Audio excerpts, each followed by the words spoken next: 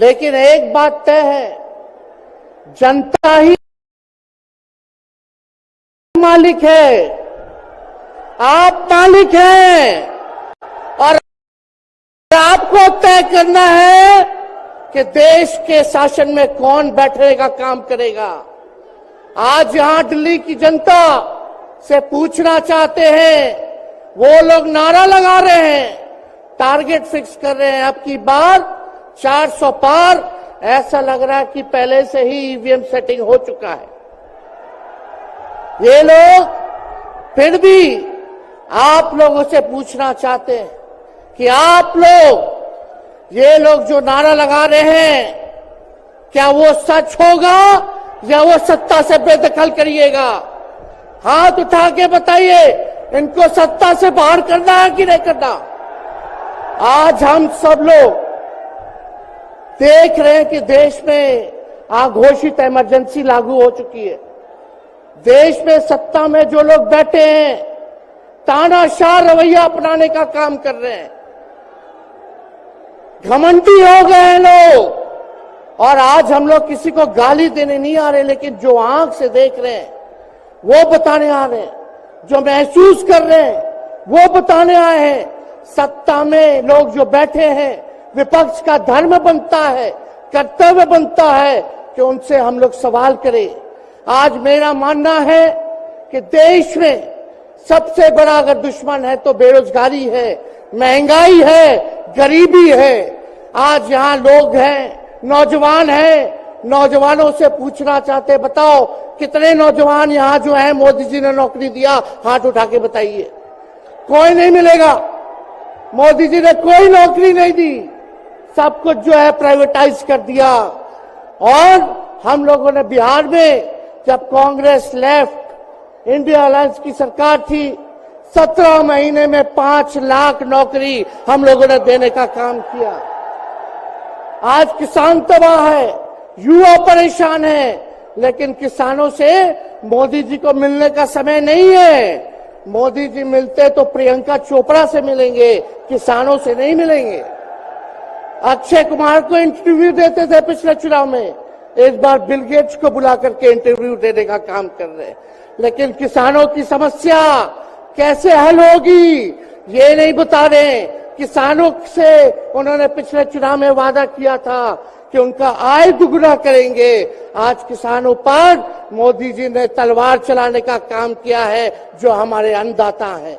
इसलिए आप सब लोग, हम लोग जब आवाज उठाते हैं, तब मोदी जी और उनकी जो सेल है पार्टी की, उस पार्टी का सेल में कौन है? ईडी है, सीबीआई है, इनकम टैक्स है।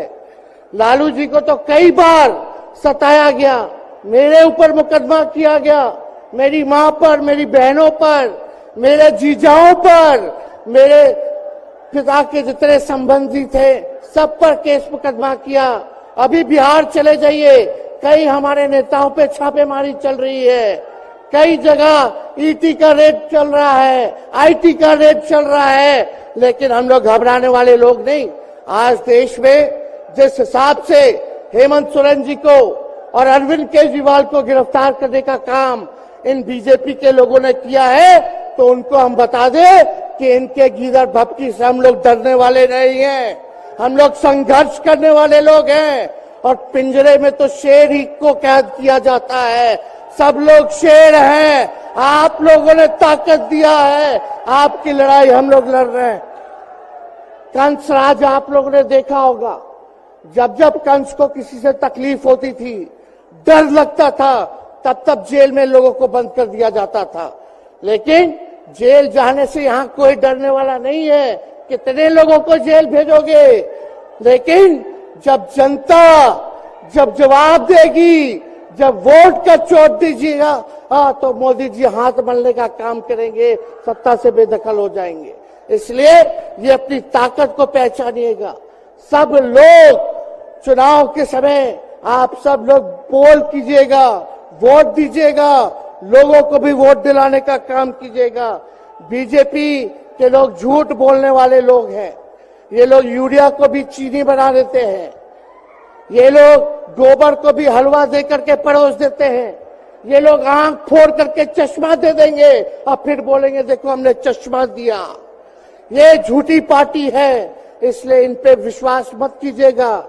मोदी जी कहते हैं कि उनका गारंटी मजबूत गारंटी है, गारंटी की बात करते हैं। हम बोलते हैं मोदी जी की गारंटी वैसे ही गारंटी है जैसे चाइनीज माल होता है, 2-4 बार इस्तेमाल करोगे और वो गारंटी जो है खत्म हो जाता है, टूट जाता है, खराब हो जाता है। तो जब तक चुनाव है तब तक ही मोदी जी की गारंटी है, बाकी कुछ नहीं। 2 करोड़ रोजगार का क्या हुआ, 15-15 लाख रुपए का क्या हुआ, ये जवाब नहीं देने वाले, लेकिन हमेशा जो है प्रोपेगेंडा चलाने का काम करते हैं और लोगों को भटकाने का काम करते हैं। इसलिए आप सब लोगों को सावधान रहना पड़ेगा। इनके झूठ पे आप लोग विश्वास मत कीजिएगा। और हम सब लोगों ने आज तस्वीर देखा। आज तस्वीर क्या देखा कि आज महामहिम राष्ट्रपति जी आडवाणी जी को भारत रत्न देकर के सम्मानित कर रही थी। मोदी जी आडवाणी जी के बगल में बैठे हुए हैं, राष्ट्रपति खड़ा होकर के सम्मानित कर रहे हैं, लेकिन मोदी जी खड़ा भी नहीं हुए, राष्ट्रपति के सम्मान में खड़ा भी नहीं हुए। इससे पहले भी हम लोगों ने तस्वीर देखी कि राष्ट्रपति पीछे पीछे चल रही है, मोदी जी आगे आगे चल रहे हैं। ये हम आप सब लोगों को बताना चाहते हैं कि इनका संविधान पे कोई विश्वास नहीं है। ये लोग नागपुरिया कानून को लागू करना चाहते हैं, आरएसएस के एजेंडे को लागू करना चाहते हैं। इसलिए ज्यादा कुछ ना कहते हुए एक आंकड़ा हम जरूर बताना चाहेंगे। देश में इंटरनेशनल लेबर ऑर्गेनाइजेशन ने सर्वे किया है, उसमें आंकड़े हैं कि आज देश में बेरोजगारों में से 83% युवा है। पढ़े लिखे युवाओं में बेरोजगारी लगभग 65% है। ग्रामीण क्षेत्रों में सिर्फ 17.5% युवाओं के पास ही काम है। यानी भारत की आत्मा गांव में 82% युवा आज बेरोजगार हैं और मोदी जी इसके बारे में कोई काम नहीं किया। आप एक बार विश्वास कीजिएगा, अगर इंडिया सरकार की अलायंस की सरकार बनती है तो नौजवानों को हम लोग नौकरी देने का काम करेंगे, बेरोजगारी को दूर करेंगे। और जाते जाते बहुत सारे नेताओं को बोलना है, लेकिन एक अंत हम करेंगे एक गाने के साथ। और आप लोगों ने गोविंदा का फिल्म का एक गाना सुना होगा कि तुम तो धोखेबाज हो, वादा करके भूल जाते हो। रोज रोज मोदी जी तुम ऐसा करोगे, रोज रोज मोदी जी तुम ऐसा करोगे, जनता जो रूठ गई तो हाथ मलोगे। अरे तुम तो धोखेबाज हो, वादा करके भाग जाते हो। तो आप सब लोगों को बहुत बहुत धन्यवाद।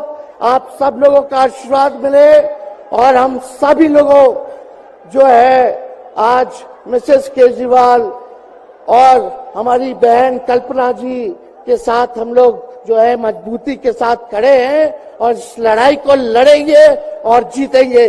बहुत बहुत धन्यवाद।